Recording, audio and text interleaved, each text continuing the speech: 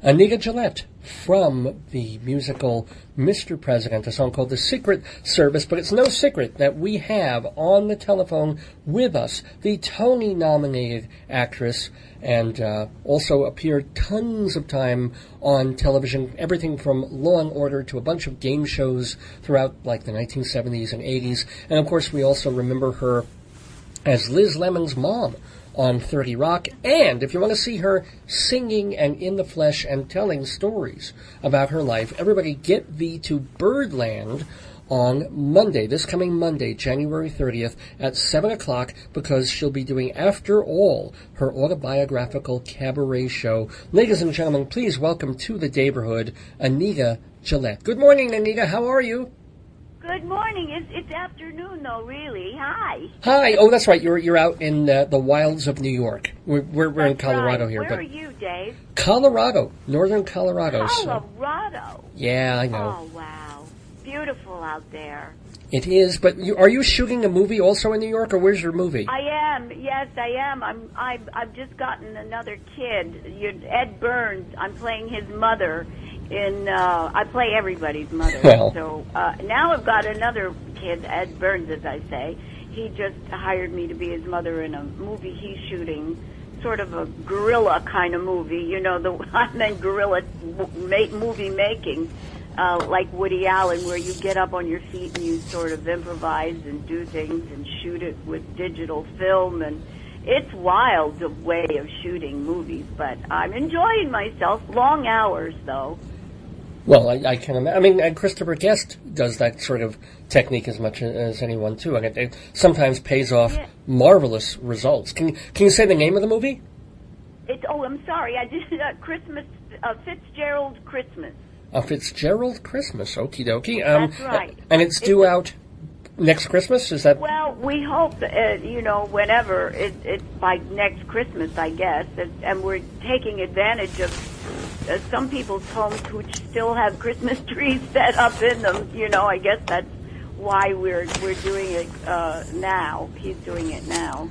And it's just a family kind of comedy drama kind of thing, a family situation. And it's fun, and it's and you could shed a few tears too. So, but Eddie is a great guy to work for. I'm enjoying it so very much. Ed Lauder is in it. He's also in The Artist, and he's been in everything. Ed Lauder, he's just one of those character men that everybody knows his face. He's a wonderful actor, and I'm very pleased to be working with him as well. Well, do you have a preference now as far as would you rather be handed a script and then know exactly what you're going to say, or are you enjoying, you do have a theater background, so maybe the improv nature of what you're doing is somehow preferable? I tell you, every time I do film, I learn something, and especially since I'm learning this this different technique, than it wasn't that way when I did Moonstruck, with Norman Jewison. That was scripted, and that's John Patrick Shanley, and you don't mess with that. And you could have ideas, and Norman was always open to ideas about words and changes and stuff. But this is different. This is almost like acting class, and there is a script, but we usually do the scene that's written, but then Eddie will say, now, what would you have to say? If you didn't say those words, what would you do? And then sometimes he uses what you come up with, Right. And but it's the skeleton is certainly there, and a lot of his words, most of his words, I think, I use because he's a good writer. Speaking of good writers, yes. There's nothing like live, doing it up there. That's what I think is the thrill. And is doing a live performance. Well, yeah, and of course you've done a ton of Broadway, and you mentioned earlier working with Woody Allen. You were doing Don't Drink the Water back in 1966. Yeah, you remember that? Well, I don't remember it, but I BDB'd it, yeah. So, any thoughts on what he was like back in 1966? You know, from what I gather, although Eddie says he's never met Woody Allen, although he emulates him. He loves Woody Allen. You know, Who doesn't? He's just never met him. And I said, gee, if I ever see him again, I'll introduce him. Because Woody was always, when we were at the theater and working on the show, we went out of town and to Boston and all, and he came by. He was in a hotel close by, probably the Ritz, and he would show up at the theater, but he would hang out in the back, you know, in the dark. He was very shy. He didn't come to the, you know, come round to the dressing rooms and be friendly and all that. But we got changes via the director and the stage manager. We would always get what Woody's thoughts were, one way or another. But he was there, but just didn't get to spend time with him. I think Tony Roberts became a friend of his. Yeah. And they spent some social time together. But the rest of the cast, we were not in on that. Okay. However, he surprised me because I guess it was in the set. When did The Front come out? You know, Woody Allen's. 77-ish or maybe 75? 70s, right? I'm sorry? Yeah, and I had been doing a show with Knickerbocker Holiday with Burt Lancaster in Los Angeles. And Burt got a table together to, because he was big with the ACLU, you know, and they presented ACLU, American Civil Liberty Union, Woody with an award for that movie. And Burt's table, where I was sitting, was in the path that Woody took to go to the stage to get the award. And the spotlight was on him, and the music was playing, and he was on his way up to the stage, and he saw me sitting at Burt's table, and I thought he was going to, if he was going to stop, which it looked like he was going to do, he would go to Burt, but he didn't. He stopped, and he looked at me, and he said, Anita, what are you doing out here in this godforsaken place? Get back to New York. He really disliked Los Angeles. Oh, well, yeah. I mean, if you saw Annie Hall, he made that abundantly clear. Yeah. So, since you bring it up, what was it like working with Burt Lancaster? Oh, it was amazing. It was amazing. He was so dedicated. He wanted to sing so much. I mean, he didn't have the greatest voice, but neither did Walter Houston when he sang September Song. And that was the part he was doing. And, you know, he played Peter Stuyvesant, who had a pegged leg. Oh. And I can't remember which leg authentically was the pegged leg. But Burt had a terribly bad knee. And it turned out that the authentic peg leg was on his bad knee because he had to fold his knee up, you know. Oh. And, fold his leg up and put his knee in this brace thing that they concocted for him. And he would not change knees, even though nobody in the world would know whether it was the left or the right. He said, believe me, somebody in that audience will look it up and make sure which knee it is, and I'm going to do it on the correct knee. So he was very dedicated guy and loved music and loved he was a libertarian, I know, and it was a cause that he believed in, you know, to do away with war and anyway, that was what the Knickerbocker Holiday was, all cool. Politics. And he was just a lovely man to work with. He was very caring. He always showed up. He accepted criticism, begged for criticism, and he was just a really great guy. I adored him. That is so cool. I mean, I'm not looking, by the way, but a lot of the guests, when we talk on Dave's Gone By, they figure I'm digging for dirt or bad stories. And no, I just want to hear stories. I just want to hear about these legends that people work with, good and or bad, you know, and it's great to hear that someone's wonderful. It really is. Now, yeah. which is why, I never believe anything bad about somebody until I really know it, because the press does such terrible things to people. And I mean, there are some people that have done bad things, Oh, like who? Come on. Oh, you are something. Well, I guess Dustin Hoffman. Really? Oh, yes. You have personal experience. What? What did he do? Well, first of all, when he was doing Death of a Salesman, a friend of mine was playing one of the hookers, in the...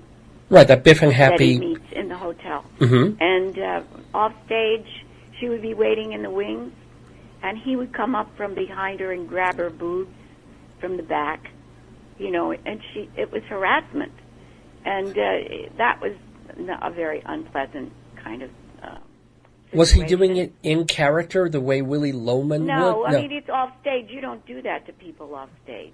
Right. I mean, you don't get into character that way. Mm. That is not acceptable. Yeah. No, I hate it when people grab my boobs when I'm not expecting it. Well, depending on who's grabbing mine, I hate it or not. Well, who's been grabbing your boobs lately, Anita Gillette? America wants to know. Well, I have a boyfriend who's a Brit. And he's on his way over here today. Is he an actor? No, he's not an actor. No. I've never been married to actors. I've been married twice, and neither one of them was an actor. No, this guy is in insurance. He was a member of Lloyd's of London. Ooh. Yeah, so we're both widowed, and he's retired, and we have a long distance relationship, which is fine. Well, as long as you can see each other a couple of times a year, he'll fly out. You, I guess, can fly to England now. Yeah, we go back and forth, and it's more than a couple of times a year. It's been going on for quite a while. Is there? Do you see number 3 in your crystal ball, or is it fine the way it is? Yeah, well, I don't know. I mean, it would be difficult to get married because I don't want to leave as long as I'm working. I don't think I can work as much over there as I do here. And he can't. His mother is 100. Wow. He's an only child, and so he can't leave his mother. Oh, there you go. He's a young thing and cannot leave his mother. Jewish guy? No. Just kidding. Jewish guy? What? Oh, no, I asked Jewish guy. Because Jewish men and their mothers, that kind of thing. I was just sort of teasing. Sort of. Oh, yeah. Oh, I know that. Well, I just got a joke on the internet about a mother, Jewish mother in Florida, whose son calls her, and he asks how she is, and she says, "Not so good. I'm not doing very well. Haven't eaten in days. 37 days I haven't eaten." "What? You haven't eaten? Why haven't you eaten so long?" "Because I didn't want to have my mouth full of food in case you called." Oh, yes. And I will allow Anita Gillette to make those jokes, even though I assume you are not Jewish. I don't know how you got on Broadway. No, I don't think I am. I mean, I don't know. Back when, when I saw that thing about, the TV show about tracing your ancestors, you really don't know. So, but I don't think I am. I had a lot of German relatives, and my name was Lüben. Oh, was it really? So you were born in Lüben? Lüben, L-U-E-B-B-E-N. So where did your last name come? Did you name yourself after the razor company? Gillette. That was from my first husband, Dr. Gillette. That makes sense. I talk about him in my show. And what are the anecdotes you tell about your first husband in, by the way? Well, I say, we met over an autopsy report. An autopsy. I used to. What? I was a medical stenographer in Baltimore, and I worked at the Army Chemical Center in the biophysics division, taking down autopsy reports on dead animals. Obviously. Well, that's a fun career. Yeah. Yes. Yeah. Well, I loved science. I mean, I still do love science. I'm fascinated by it, and And Dr. Gillette was stationed in the Army, and we met over an autopsy. That's really... What animal? You were standing over a table with a dead animal, and he asked you out? Well, yeah. He was very impressed with my stenography, I guess. The fact that I could spell, I could write down all those medical terms.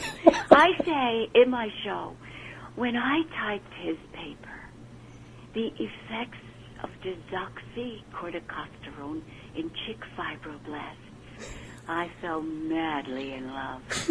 He was irresistible even after we were married, and he'd bring his work home, little petri dishes filled with mouse ears to keep in the refrigerator over the weekend. I may not have gone to college, but Dr. Gillette tried to teach me all the same, and I was a very willing pupil. Did you say I've got a lot to learn? Then I do teach me tonight. Wow. Okay. It's an anecdote. That is so deeply romantic. I've got to tell you. It's funny, I think. Oh, it is very, very funny and true. It's talk about a meet cute. I've never heard that before. How did you meet your current beau, by the way, the insurance fella? We were set up by mutual friends. Oh. Who knew him in London, and then they got transferred to New York, and I met them, and then they put us together. That is so cool. So, yeah. It is cool. I'm a very lucky woman.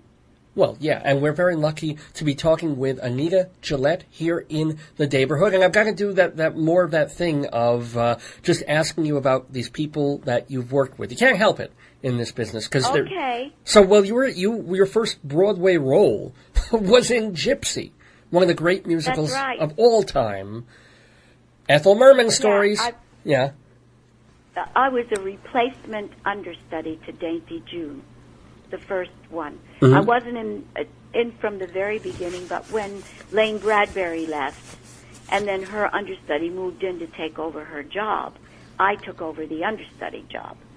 And that's how I met Ethel Merman, who was a great influence on me. Really? I thought she was an amazing talent. And a very nice person. I don't care what anybody says. Well, okay. She was wonderful. Yeah. But the one thing that she wouldn't have... She saved my job, you know. I'm sorry? She saved my job. In what way? Ethel Merman. Yeah. How? Because I didn't know I was pregnant when I got into the show. And by the time I found out, I guess I'd endeared myself to her because I used to go down in the wings and watch her every night do Rose's Turn. And boy, I learned a lot from that. But when she heard they were going to fire me, she said, "Oh, no, the kid stays in the show. I mean, so she doesn't do the splits. She can still do the cartwheels. You can still do the cartwheels, right? Yeah, she can still do the cartwheels. The kid stays in the show." And I did. I stayed in it. Until my 8th month. Oh, yeah. I mean, you didn't give birth on stage or anything. You birthed a new Dainty June. Yeah. No, nothing that sensational, honey. No, but that's so cool. I mean, I have not heard really nasty stories, by the way, about Ethel Merman. Just the fact that her motto was, when a show's frozen, it's frozen. When she knows her lines, that's it. Not a change, not changing the dot on an I. And I think it's kind of interesting that you're doing a movie now that's the opposite. Because I've never gone through the process, never went through that process with her. Oh. By the time I got in the show, it certainly was frozen. It had been running for a bit, so. Yeah. Yeah. No, she was, I don't know, because there are people who say not nice things about her. Well, I'm sure she was stubborn. Let's leave it at that. But how about... Well, here's someone who everybody says not nice things about. David Merrick, the producer. David Merrick. Yeah. I owe him a lot. Okay. I owe him a lot. And he was tricky, let's say, I mean, he first of all, he and Alberghetti were having a feud when I was understudying Anna Maria Alberghetti in Carnival. And so...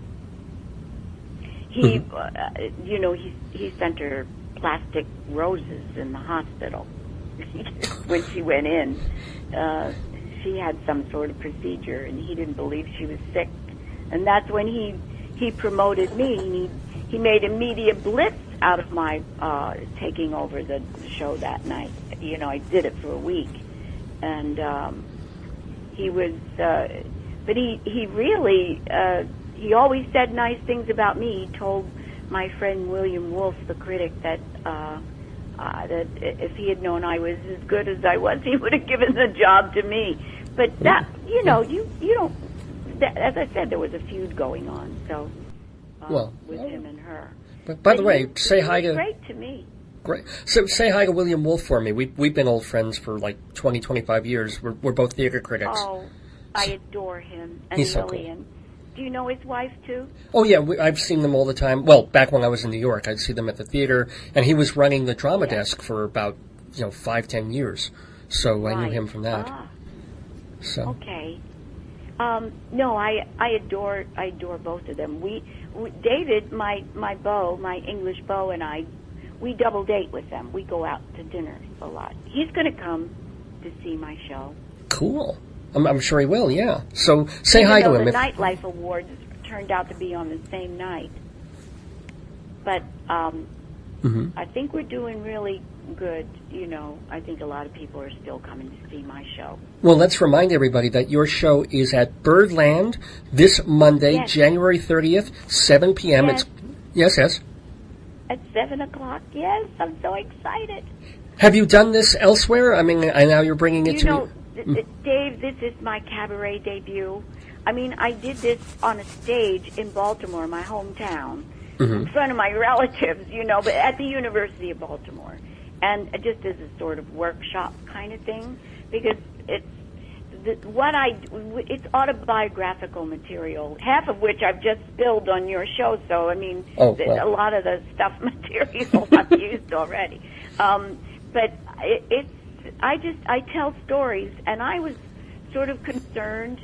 Barry Kleinbart is putting it together for me. Oh yeah. And I said, Barry, do you really think people in a nightclub are going to want to hear my stories about? I thought you're not supposed to talk too much. Keep the patter at a minimum and do a lot of singing.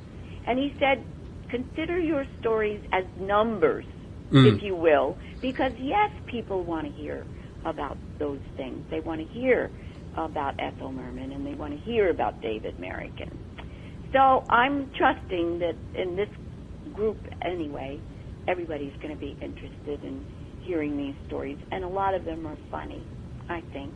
Well, I mean, you've seen, or either on stage, or maybe you've rented Elaine Stritch at Liberty, the show that she did about 8 or 10 years ago at the Public. I saw that. Yeah. She's brilliant.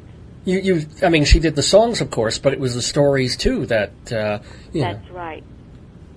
That's right.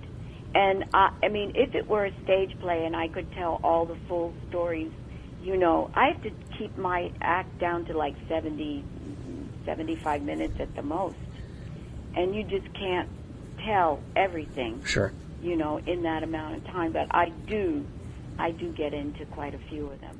What are some of the others? Or what are one or two that you didn't have time for in your act that you had to cut but you really wanted to tell?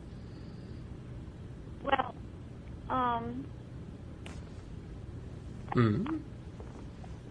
Oh, Anita, are you there?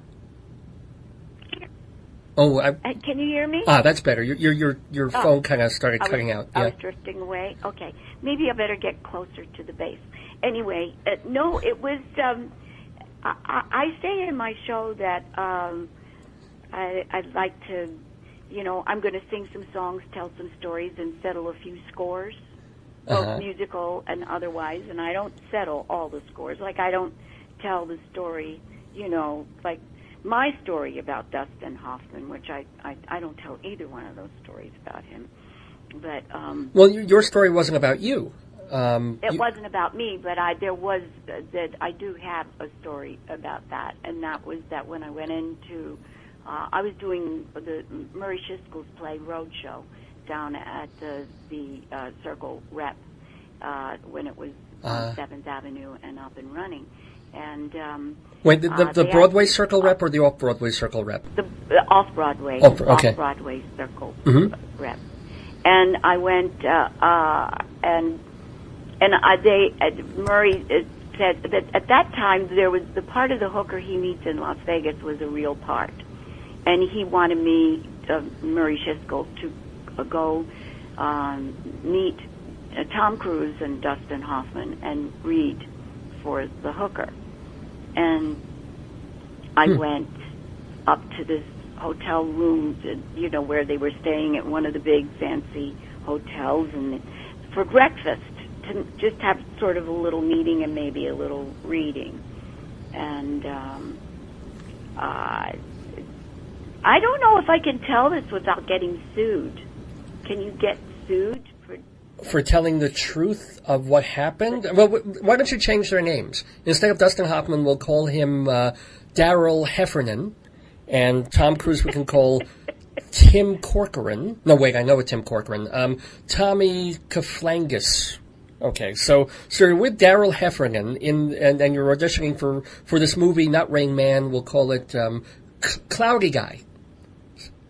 Okay, you're auditioning for Cloudy Guy. And oh God, I don't know. So I'm probably letting myself in for a lot of slack. I don't edit myself very well sometimes. But anyway, he just said, "Geez, you look so familiar to me. Haven't I slept with you?" And I'd never met the man before. And I said, "Well, if you did, you must not have been very good because I sure don't remember you." Okay, good comeback. And that shut him up. Oh, that's okay. Wow, I was expecting something really like, he was chasing him around the room with a machete or something. No. Well, maybe I overplayed it. But, yeah. I mean, I thought that was a good comeback.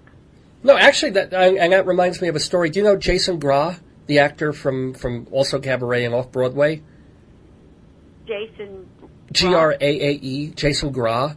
Very, very talented. Oh, yes. Yeah. Sorry. Jason, well, I'll keep this as short as possible, but I had known him when I was running the box office for a little off-Broadway show that he was in, 15, 20 years ago. So I had him call in on this program, Dave's Gone By, to talk to him, and wanted to check if he remembered me from all those years ago when I was just doing box office and he was in this show.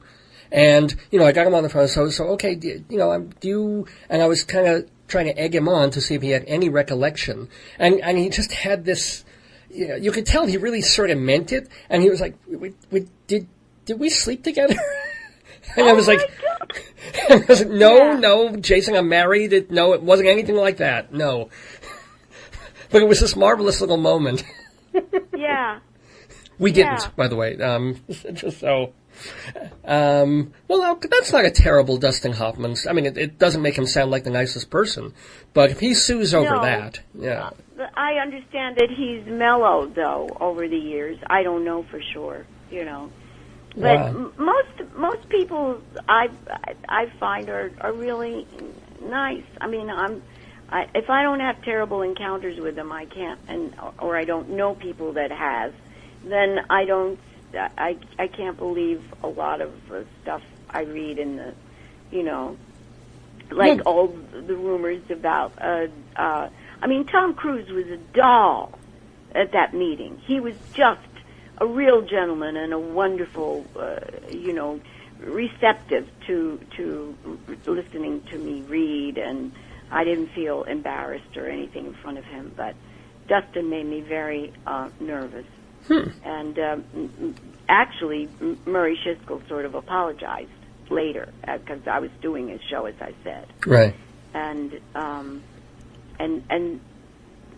but most of the people like Bert and you couldn't find more of a if you're going to talk about a real man, a real stud kind of guy. Yeah. He was the epitome of that. Burt Lancaster, you mean? And he was a gentleman. Oh, yeah. Can I ask, also, we talked about Woody Allen before, but you got your Tony nomination for doing Chapter 2 on Broadway. That's right. One of the best Neil Simon plays. Any thoughts and memories of Neil Simon at that point? All I know is that I felt that for so many years Neil Simon's work was so underrated because he was Neil Simon and did all those jokes and the funny stuff that he did. Critics didn't take him seriously. And, he never got a Tony until, what was it, Broadway Bound? I think so, yeah. Or Biloxi Blues, maybe. I think it was Biloxi Blues. And when I was nominated, he came to my dressing room, and he said, Anita, if my name were Harold Pinter, I think you would win this award. But since my name is Neil Simon, I hate to tell you, but I don't think you're going to win. And not the fact that I didn't win it, Jessica Tandy won it that year, but I just thought, wow, that's awful. Because his work is, I think he's brilliant. Oh, of course. And there's a rhythm to his words, the same as there is to Pinter. The Pinter pauses that one has to take. And the rhythm of Pinter. There is certainly a rhythm to Neil Simon. And if you miss an article or you miss an adjective, it just doesn't work. And you really have to pay strict attention to his words, I'll tell you that. Oh, I agree. I mean, I've acted Neil Simon, and I love Simon's work. And I was saying this about 15, 20 years ago when I would see the New York Times and other places praise and sometimes overpraise very, very talented, very good playwrights who were writing dramas and comedy dramas, and they would just go over the moon about some funny lines in some show. And meanwhile, I would say, Neil Simon's been doing this better for 30 years, and yet he doesn't get the props. He's just a joke machine to you all, and it always bothered me. And then Simon proved everybody when he did that trilogy. And he said, you want me to be more serious? You want me to be even better than I was? Okay, here we go. And he did. Exactly. No, he really is one of our greats. And it doesn't work everywhere. It doesn't work in England. If they use English actors in particular, they just can't get the New York rhythm right. They just can't. The rhythm of the speech, they can't do it. Well, I assume the same thing happens when they bring Ray Cooney over here. They have to have English actors do it. Ekborn has worked here, actually. So, I'm not sure about that. Yeah. Anyway, do you have a couple more minutes, by the way? Okay. Great. You're going to edit all this, right? We're live! This is a lot. You're calling in live to the... I know it. I know it. Okay, whew. Okay. I'm glad the Dustin Hoffman story wasn't that bad. All right. Let's see. Me too. I wouldn't tell it if it were. I do have a couple of left field questions. One of them brought to me by a reader, and this dovetails with some of the game shows that you were doing way back when. Well, not way back when, just like, I was already watching them. So, ask Anita, that be you, about compressed garbage. I'll explain. Good grief. My father got a client on What's My Line, and Anita was a panelist, and this was while you were doing Sally Bowles on Broadway, and he even remembers your green nail polish. The panelists apparently all got this guy's product. It was garbage that was supposedly compressed into sanitary briquettes. And unfortunately, it turned into, it was actually a fraud. The machine didn't work. So... Did your garbage briquette ever explode? Did you keep your briquette? I'm sure I did. I don't remember. We had so many strange items there, strange things. But that does ring a bell. I don't think I ever did anything with the briquette. I mean, if I kept it, in the moves that I've made, it certainly disappeared. But that was a wonderful show. I loved that show, and I thought it was fun to do, and I loved Arlene Francis and Soupy Sales and John Daly and all those people that I met on that show. Kitty Carlisle. Oh wow! And who else was on What's My Line? Dorothy, the Kilgallen, the journalist. Yes. Dorothy, yeah. Kilgallen. She was wonderful. When I replaced her. That was around the time of the Kennedy assassination, and years later, I got a call from somebody asking me questions about that time, what was going on in the green room when I replaced her, because she couldn't be there, having had suffered from a fall in her home, and it was rumored that she had information about the assassination and that the fall in the home was not really an accident. I don't know. I'm sure they've written a lot about that, but because rumors tend to grow larger as time goes on. I don't know what they've never proven anything that she had any information, but she never revealed anything. I think it was Bobby Kennedy sneaking up behind her and grabbing her boobs, which was, he slipped, she slipped. She would have loved that. Yeah. She loved Johnny Ray. Johnny Ray? In love with him. But it was fun. Another off-the-wall question. You were in a show. Did you have a monkey or any monkey stories as far as... A chimp, Me and the Chimp. Me and the Chimp. That was Yep. Can you imagine Gary Marshall doing Odd Couple, Laverne and Shirley, Happy Days, and then Me and the Chimp? Who knew? Who knew? It was going to be like that. That chimp was actually, I had to sort of stop being nice to the chimp because the chimp was falling in love with me, and we couldn't control that. He would stop listening to his trainer. And the trainer said, he's going to be overprotective of you, and if anybody tries to come near you, he'll go kill them. So we've got to try to break up this relationship between you and this chimpanzee. Oh, God. And I remember when Peggy Katz had done that show with the chimps and Jack Weston, and before mine, I forgot what the name of it was. Sorry, I can't remember all these names, but she said, "Oh, you're going to do a show with a chimpanzee?" Well, I said, "Yeah, that's why I'm asking you what it's like." And she said, "Find out what Ted Bessel is like, because I love the chimps. I didn't like Jack Weston." Oh, jeez. Okay. Yeah. Ouch. I was hoping for also more of those stories. I think it was Dave. It wasn't Dave Garraway because he had J. Fred Muggs, but there was somebody on morning television who thought it would be a really fun idea to test the phrase "more fun than a barrel of monkeys." So they actually brought a barrel of monkeys to the TV studio. No. Yes. They brought in this barrel, and then what do you think happens when you open a barrel of monkeys? I can imagine. My God. Yeah, they were cleaning the set for like a week. I wish I'd been alive at that point to experience that moment. So I oh, boy, that must have been something. And they were everywhere. Oh, but your chip was reasonably well behaved and also was in love with you. He was well behaved. They had to. We were at Warner Brothers, and a couple times he would run up, up into the flies, all the way up, on the stage, and we'd have to pause. We couldn't get him down, and then there was sometimes, we would waste an hour at the most, I guess, trying to get that guy down from there. Oh, God.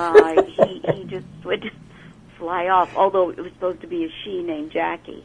It was a male chimp. Actually, they had that same trouble with Dustin Hoffman on his movies. He'd just go up into the lights, and 2 hours later, he'd come on down. Last couple of quick questions for Anita Gillette, who will be appearing at Birdland this Monday, 7 o'clock, in her autobiographical show, After All. Do not I mean, if the past half hour or so has given you any indication, you have to go see her at Birdland this Monday. I wanted to ask you, though, do you have a favorite role that you've ever done? Actually, I do. I think that the most perfectly written role was Eliza Doolittle. Oh. It was straight jaw, and that wonderful score, and an incredibly good acting challenge for me.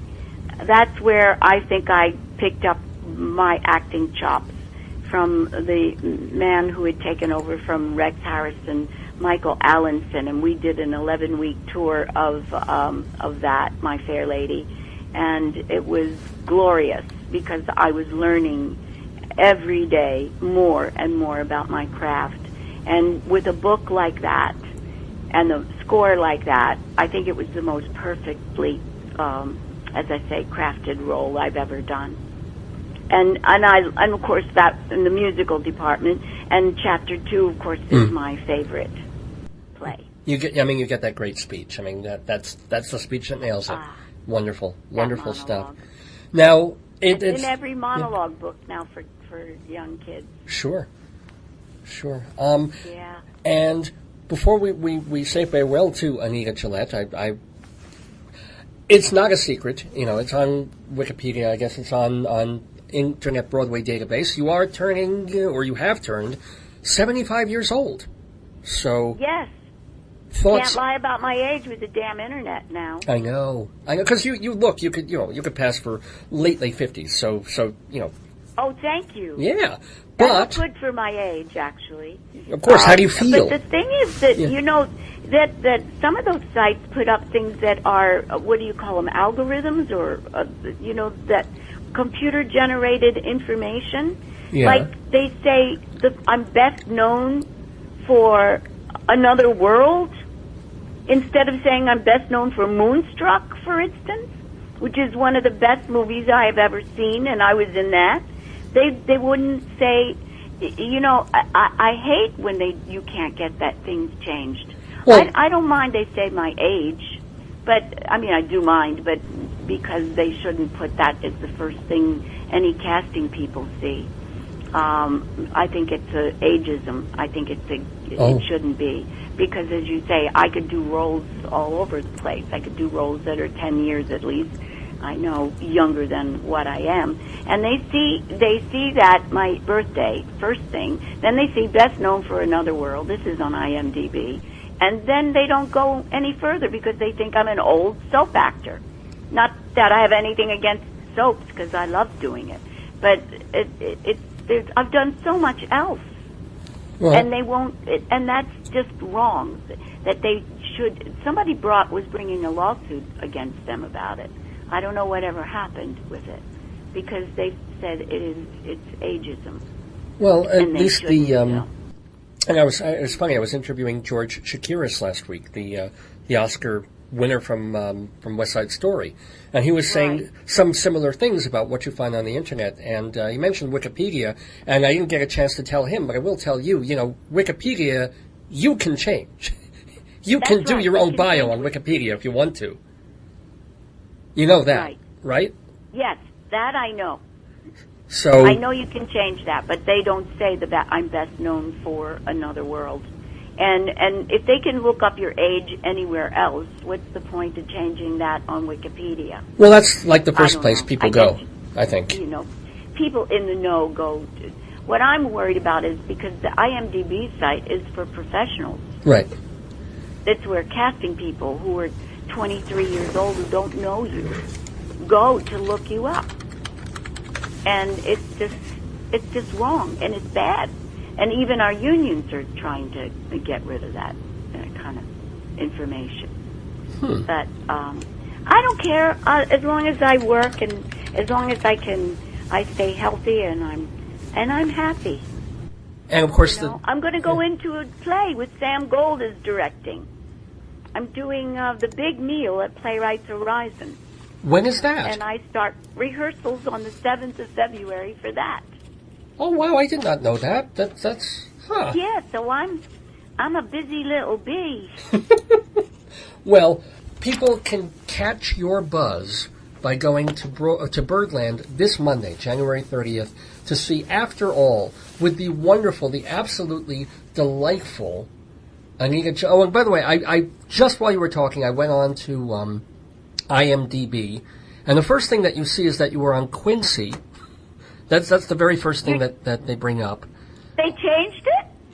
Well, when you go to IMDb and you click on Anita Gillette, it says trivia. Uh-huh. On Quincy, you play Quincy's wife as two different characters. So you see that before anything else, even before your birth.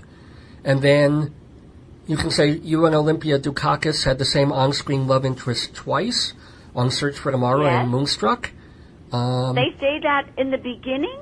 Well, here, when you get to a computer, what you will see if you go to IMDb and you click on yourself is the first thing you see is a trivia name, and then it will go to known. When you start scrolling down to known, you're checking now, aren't you?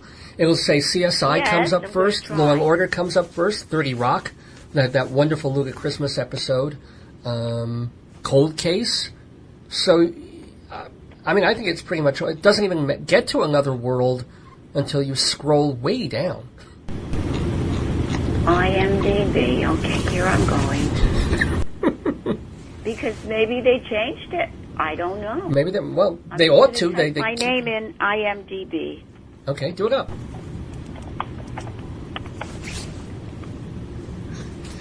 Live radio, don't you love it, people? No, on mine it says number 1. If you just the IMDb, you type in Anita Gillette, and there are two names that come up, and I clicked on mine, and it says number 1, Anita Gillette, actress, Another World, 1964. Wait a minute. All right, hold on, because I did the same thing that you just did. I'm going to do it right now. And I see. That's only. I see. So I see what you're saying. Named Anita Nicole Gillette.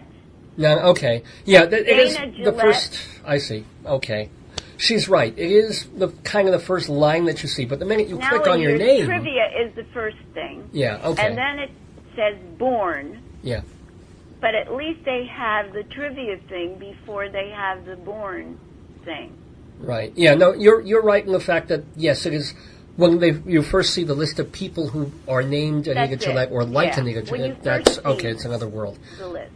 I didn't even look at that. I just clicked on your name, and then that brought me to Quincy. But you're right. I guess that is kind of annoying when your first credit is from 1964, and that. Yeah. I gotcha. It's just that in some of them it used to say best known for, and now it doesn't. See, known for, and then they have a TV set that says Another World. That's before Moonstruck. Right. And then they Shall We Dance, and then She's the One with Eddie Byrne.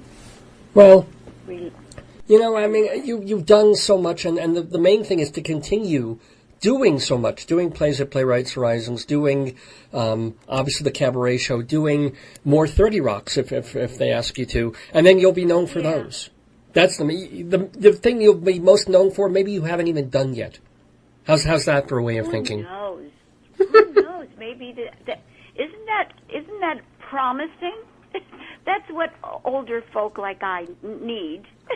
Yeah, that sense of I haven't done the female King Lear yet. That's still on my horizon, or whatever it is. Honey, that's why I'm doing this show. It's because I've never done it. It's like, climbing Mount Everest. And I think about it and I think, what am I doing? Why don't I just stay home?